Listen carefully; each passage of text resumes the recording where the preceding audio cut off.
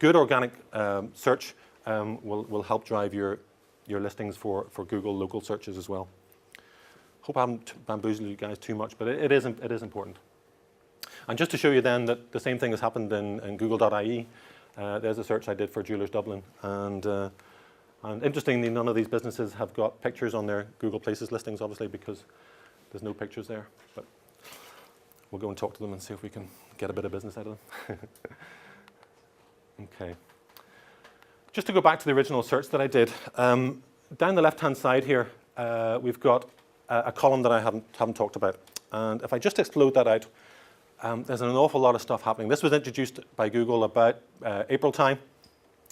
And really what they are, they're just filters. So whenever I type in the diamond engagement rings that I did there, I can then sort of filter my results. And what I did was I just expanded that more. And these are all the options. So now it's very, very easy for somebody to say, OK, I searched for diamond engagement rings, but I just want shopping results. And if you're registered with Google Shopping, Google Merchant Center, then, yeah, you could get listed there. I can just get images, and then it showed me a selection of images. And again, if my images aren't tagged, et cetera, with the right keywords, then I'm not either going to appear there. The next results are videos, YouTube, Vimeo, lots of video sharing sites. Obviously, Google owns YouTube, so mostly you get YouTube results. But guess what? If you haven't got a video about your product or your service, and then you're never going to appear when somebody says, "Just give me the video results." Google Places, I've just mentioned, Google Maps. News, so if you're not issuing press releases and getting them out there to online news sites, to journalists, etc., then you're not going to appear there. Books, is kind of an interesting one. Apparently, we've all got a book in it. I haven't written mine yet, but if you have, get it onto books.google.ie or .co.uk or whatever. And if you are listed, then again, you could appear there. Blogs. I don't know what Jamie talked about on blogs. I was away giving a radio interview this morning, so apologies. But blogs are very, very important because, one, they allow you to add fresh content to your site, which is huge as far as search engine optimization is concerned. And two, they allow you to sort of show your credibility. They show your expertise. They show your personality. So blogs are great things that I would absolutely encourage everybody, if you're not already, to incorporate into your sites and start to blog. Updates, so those are the Facebook, the Twitter results, literally just coming through on updates. And then we've got discussions, which are your forums.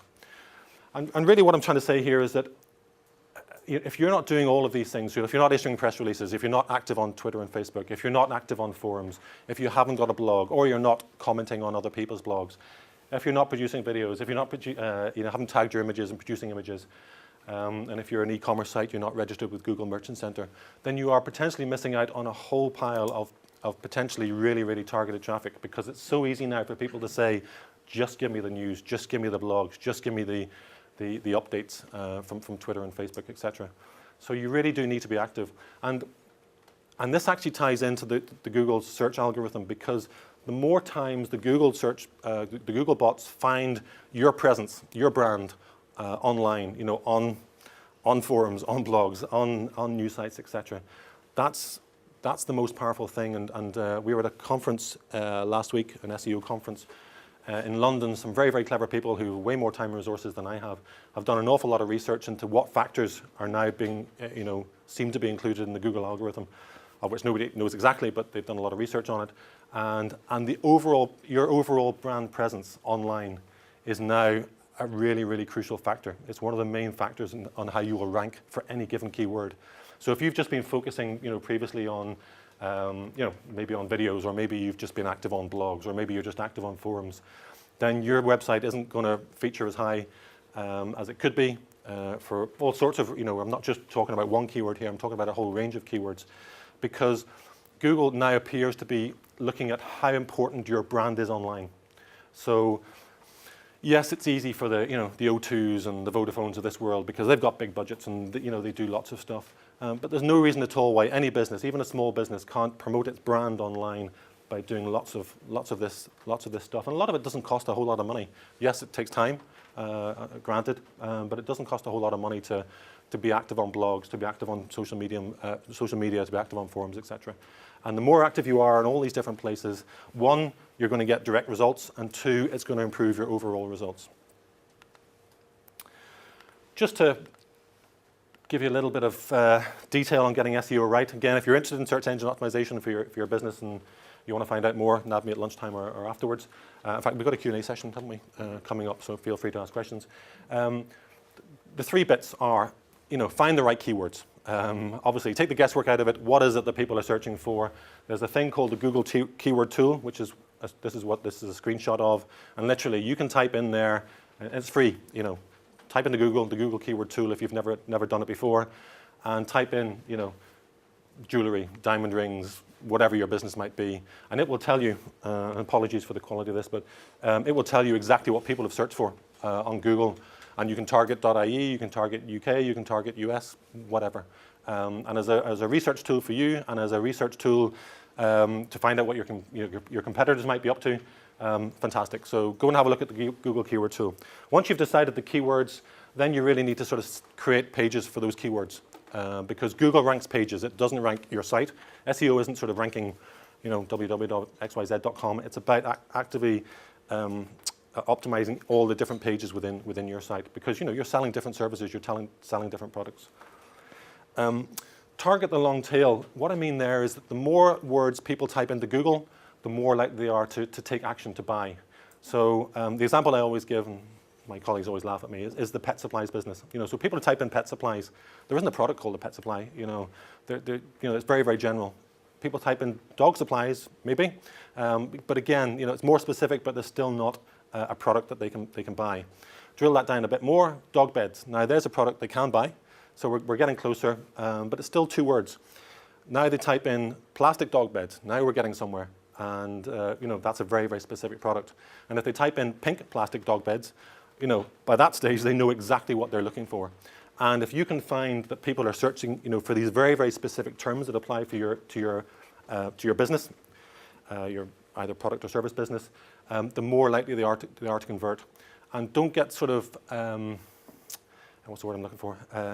Subsumed by or seduced, that's the word I'm looking for. Seduced by the big number. There's 500,000 people, looking for pet supplies every month. That's what I sell. That's the keyword I'm going to go chasing. Don't get seduced by that, because they're not going to convert as well as the people who are typing in the pink plastic dog beds or the blue luxury sheepskin dog bed or whatever, whatever the keywords are that you find. Okay, so target what we call the long tail. The more words people type in, the more likely they are to buy. Lay out the pages correctly. So obviously, why would Google show your page when somebody types in pink plastic dog beds? It's because on that page, it's got a title and it says, this is a pink plastic dog bed, or you've got a group of pink plastic dog beds. We've got descriptions and they're all about pink plastic dog beds. The text on it is all about that. So if you don't tell Google what your page is about, and you're not using the keywords that you've already identified, using your research, then guess what? You're not going to rank highly for that. And then finally, and sort of the most important part of search engine optimization, and I guess is why it's kind of classified as a black art, and it's not. It's actually really common sense. It's get links in from other sites. And the reason for that is because Google's core principle behind its search engine algorithm is the power of the crowd. If all you people in the room think that I'm wonderful, and you think, oh yeah, great, I must recommend Richard to all my people, and I'm going to put it on my website, www.pearscommunications.co.uk, then Google finds, the Google bot sees all those links and go, oh, this website or this web page has been recommended by all these people, so therefore I'm going to push it up the rankings.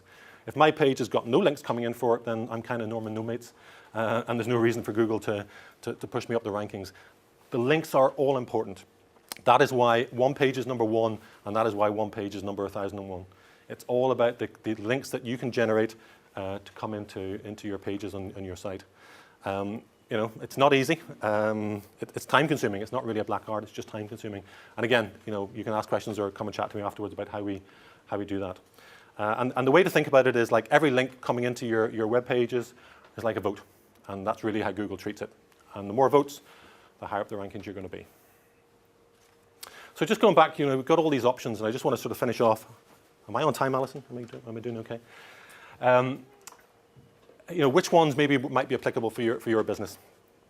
And it really is different horses for different courses. It really depends where you're at and what you're in. If you've got a new website, or maybe you've got a website that really is getting very, very little traffic at the moment, it's not doing much for your business, then the most instantaneous thing that will get results is pay-per-click advertising. Literally, I can go onto AdWords, create an ad, and literally an hour later, my ad is being shown, and I can get clicks, and people are coming to my site. So if you need quick traffic, pay-per-click, absolutely. But again, I say be careful. It can be hard. You can spend a lot of money very quickly and not get a return on it.